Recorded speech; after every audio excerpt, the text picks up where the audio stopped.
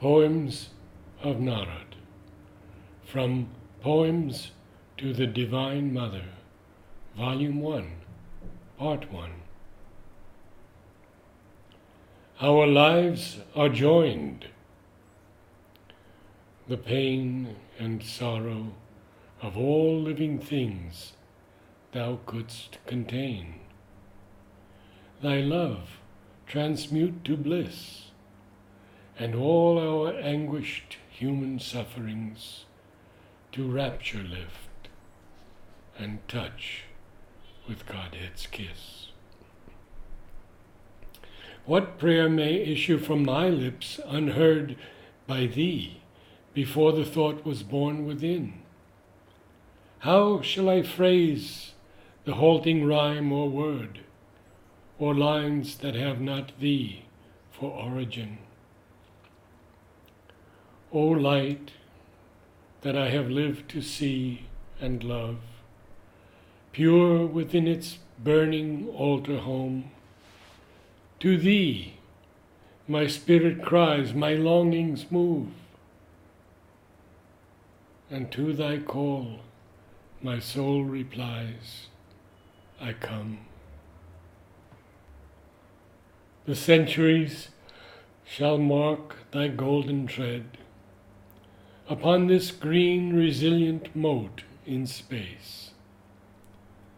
Our lives are joined by an invisible thread and the ever-present beauty of thy face.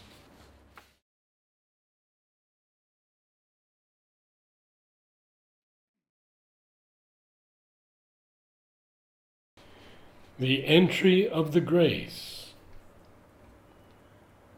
While the great body of life goes pulsing on, spinning through the cosmos like the stars, in their predestined orbits through the night, O Mother of the worlds, I muse on thee, and breathe the now familiar air of bliss, where grief, a foreign substance, cannot lodge in a human heart grown full with gratitude. I am strong again to journey and to climb above myself, to meet thee on the heights, or seated in the uncorrupted shrine. I hold within the wonder of your eyes in moments of a calm felicity. Recall as sunlight through a grove of peace the entry of the grace into my soul.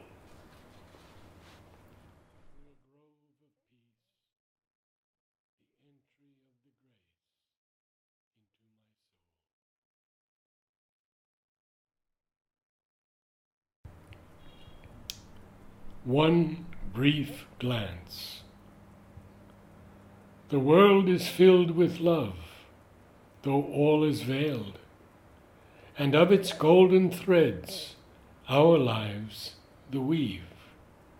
To outward seeing eyes the earth has failed, and man no longer able to believe, but thou art here at work within the few, breaking iron fastnesses and stone temples to a God we never knew, that we may be, when all thy work is done, divine in human form, as souls of light, thy force in us to tear from night its mask, revealing to the world intense delight of free surrender.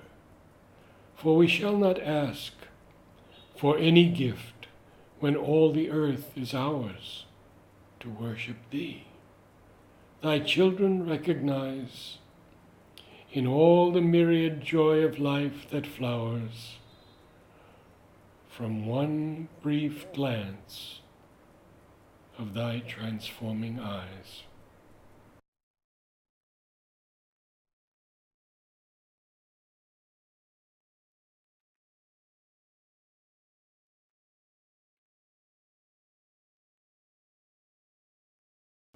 day of birth and second birth. O Mare divine, I worship at thy feet, for never did one need thee so as I. In the face of every stranger that I meet, behind, unmasked, it is the deity. On this day of birth and second birth, when the opening of soul is at its peak, I, who have trod the fragrant lands of earth, have grown aware it is only thee I seek. In beauty and in violence I greet the Master of all lives who reigns with thee. In the stillness of my meditation seat, from the highest Kanchenjunga to the sea. In the shrine within the heart, I sing thy name, acknowledging the honor and the boon.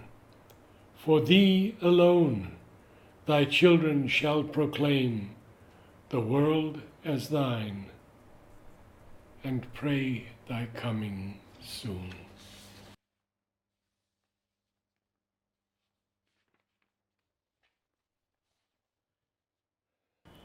To her alone I pray.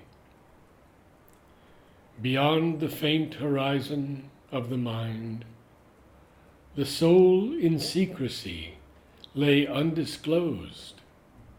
I could but see it in the light outlined, a form that seemed so calm, so self-composed, as if the world was held within its vast embrace, and nothing could touch, and nothing mar the sanctity it held from ages past, in lives it lived in some forgotten star. Is it me, I wondered, or some fragment dream, or figment of the busy mind's caprice? And yet I knew it me. The world did seem so small, and one life but a puzzling piece on a canvas of the future world's desire. And then I woke and felt the inner fire, alive and burning all my sins away. Now I kneel to her. To her alone I pray.